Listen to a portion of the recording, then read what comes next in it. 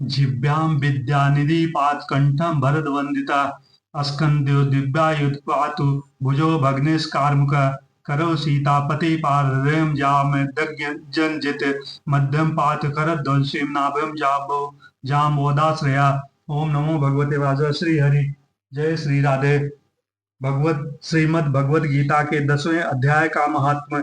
शिव शिव भगवान शिव कहते हैं, सुंदरी अब तुम 10वें अध्याय के महात्म्य की परम पावन कथा सुनो, जो स्वर्ग रूपी दुर्ग में जाने के लिए सुंदर सोपान और प्रभाव की चरम सीमा है। काशीपुरी में धीर बुद्ध नाम से विख्यात एक ब्राह्मण था, जो मुझ में प्रिय नंदी के समान भक्ति रखता था। वह पावन कीर्ति के अर्जन में तत्पर रहने वाला, शांत चित्त और हिंसा, कठोरता एवं दुस्साहस से दूर रहने वाला था। जितेंद्रिय होने के कारण वह निवृत्त मार्ग में ही स्थित रहता था। उसने वेद रूपी समुद्र का पार पा लिया था। वह संपूर्ण शास्त्रों के तात्पर्य का ज्ञाता था। उसका चित्त सदा मेरे ध्यान में संलग्न रहता था। वह मन को अंतरात्मा में लगाकर सदा आत्म तत्व का साक्षात्कार किया करता था। अतः जब वह चलने लगा, तब मैं प्रेम वश उसके पीछे दौड़ दौड़कर उसके हाथ का सहारा देता रहता था। यह देख मेरे पार्षद भृंग ऋषि ने पूछा, भगवान, इस प्रकार भला किसने आपका दर्शन किया होगा? इस महात्मा ने कौन सा तप, होम अथवा जप किया है कि स्वयं आप ही पद पद पर इसे हाथ का सहारा देकर चलते हैं? भृंग ऋषि का यह प्रश्न सुनकर मैंने इस प्रकार उत्तर देना आरंभ किया। एक समय की बात है, कैलाश पर्वत के पार्श्व भाग में पुन्नाग वन के भीतर चंद्रमा की अमृतमयी किरणों से धुली हुई भूमि में एक वेदी का आश्रय लेकर मैं बैठा हुआ था। मेरे बैठने के क्षण भर बाद ही सहसा बड़े जोर की आंधी उठी। वहां के वृक्षों की शाखाएं नीचे ऊपर होकर आपस में टकराने लगी। कितनी ही टहनियां टूट टूट कर बिखर गई। पर्वत की अविचल छाया भी हिलने लगी।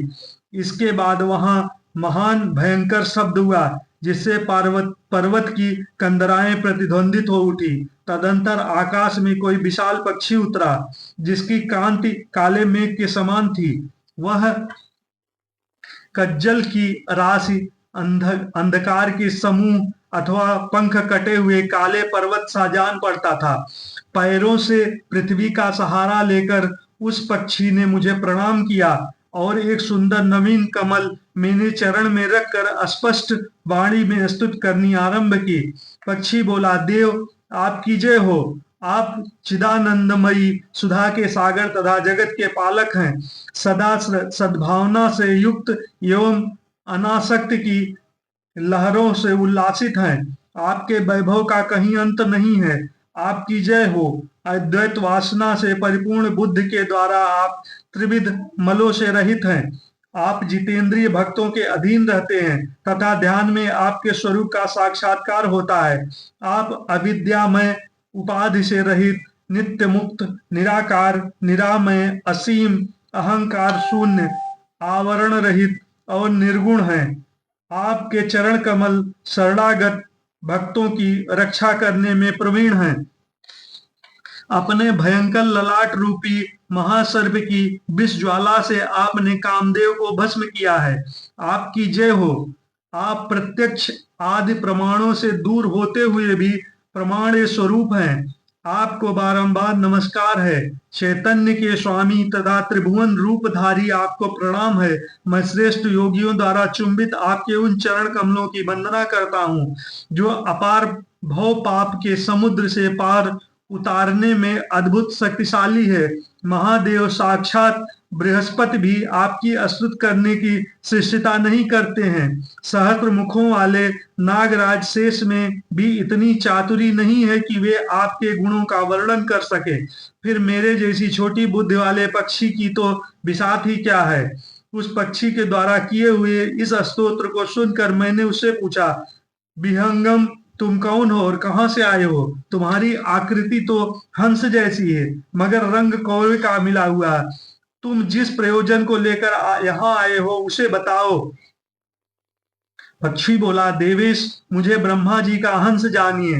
दूर जटे, जिस कर्म से मेरे शरीर में इस समय कालिमा आ गई है उसे सुनिए सुनिए।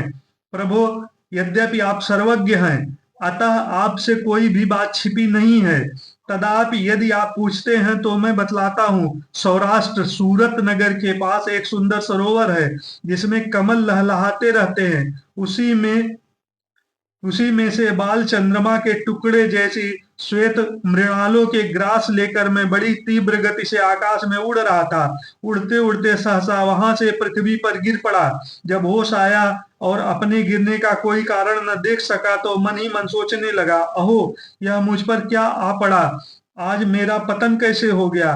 पके हुए कपूर के समान मेरे श्वेत शरीर में यह कालिमा कैसे आ गई। इस प्रकार विस्मित होकर मैं अभी विचार ही कर रहा था कि उस पोखरे के कमलों में से मुझे एक ऐसी वाणी सुनाई दी, हंस उठो, मैं तुम्हारे गिरने और काले होने का कारण बताती हूँ। तब मैं उठकर सरोवर के बीच में गया और वहां 5 कमलों से युक्त एक सुंदर कमलिनी को देखा। उसको प्रणाम करके मैंने प्रदक्षिणा की और अपने पतन का सारा कारण पूछा। कमलिनी बोली, कल हंस, तुम आकाश मार्ग से मुझे लांग गए हो। उसी पतन के परिणाम बस तुम्हें पृथ्वी पर गिरना पड़ा है तथा उसी के कारण तुम्हारे शरीर में कालिमा दिखाई देती है। तुम्हें गिरा देख मेरे हृदय में दया भर आई और जब मैं इस मध्यम कमल के द्वारा बोलने लगी हूँ उस समय मेरे मुख से निकली हुई सुगंध को सूंघकर 60,000 भंवरे स्वर्गलोक को प्राप्त हो गए। पक्षीराज, जिस कारण मुझ में इतना वैभव, इतना प्रभाव आया है उसे बतलाती हूँ, सुनो। इस जन्म से पहले तीसरे जन्म में मैं इस पृथ्वी पर एक ब्राह्मण की कन्या के रूप में उत्पन्न हुई थी। उस समय मेरा नाम सरोज वदना था। मैं गुरुजनों की सेवा करती थी, सदा एकमात्र पातिव्रत के पालन में तत्पर रहती थी। एक दिन की बात है, मैं एक मैना को पढ़ा रही थी। इससे पति सेवा में कुछ विलंब हो गया।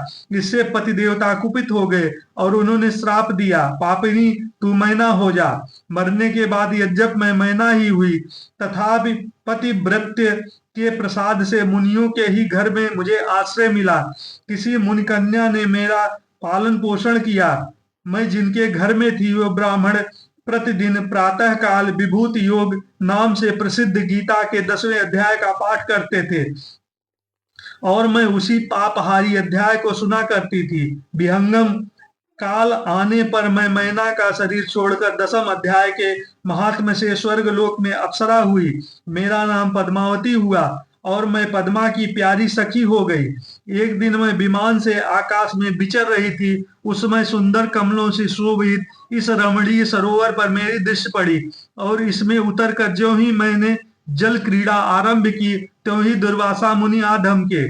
उन्होंने वस्त्रहीन अवस्था में मुझे देख लिया। उनके भय से मैंने स्वयं को एक कमलिनी का रूप धारण कर लिया। मेरे दोनों पैर 2 कमल हो हुए, दोनों हाथ भी 2 कमल हो गए और शेष अंगों के साथ मेरा मुख भी एक कमल हुआ। इस प्रकार मैं 5 कमलों से युक्त हुई। मुनिवर दुर्वासा ने मुझे देखा। उनके नेत्र क्रोधाग्नि से जल रहे थे। वो बोले, पापिणी, तू इसी रूप में 100 वर्षों तक पड़ी रह। यह श्राप देख कर वे क्षण भर में अंतर्ध्यान हो गए। कमलनी होने पर भी विभूत योग्या ध्यान के माध्यम से मेरी बाणी लुप्त नहीं हुई है।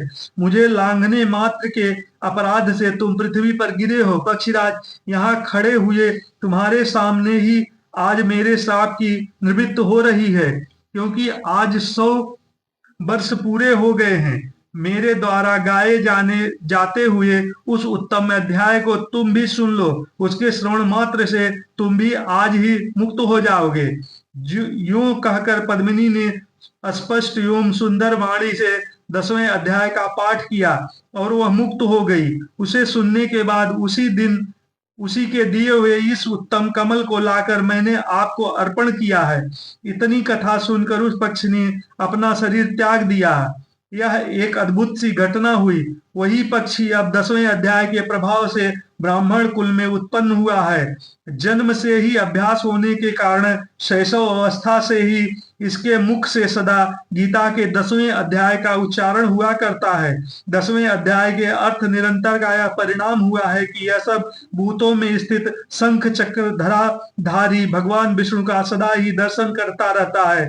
इसकी स्नेहपूर्ण दृष्टि जब कभी किसी देहधारी के शरीर पर पड़ जाती है, तब वह चाहे शराबी वह ब्रह्म हत्यारा ही क्यों न हो, मुक्त हो जाता है तथा पूर्व जन्म में अभ्यास किए हुए 10वें अध्याय के महात्म से इसको दुर्लभ तत्व ज्ञान प्राप्त है तथा इनमें जीवन मुक्त भी पा ली है। अतः जब यह रास्ता चलने लगता है तो मैं इसे हाथ का सहारा दिए रहता हूँ। भृंग रिटे, जब यह सब 10वें अध्याय की महामहिमा है। पार्वती, इस प्रकार मैंने भृंग रिट के सामने जो पाप नाशक कथा कही है वही यहाँ तुमसे भी कही है। नर हो या नारी अथवा कोई भी क्यों न हो, इस 10वें अध्याय के श्रवण मात्र से उसे सब आश्रमों के पालन का फल प्राप्त होता है। जय श्री कृष्ण, जय श्री राधे। श्री कृष्ण गोविंद हरे मुरारे, हे नाथ नारायण वासुदेव। ओम नमो भगवते वासुदेवाय। जय श्री राधे, जय राधे कृष्ण, जय श्री राधे, जय श्री राधे, जय श्री राधे।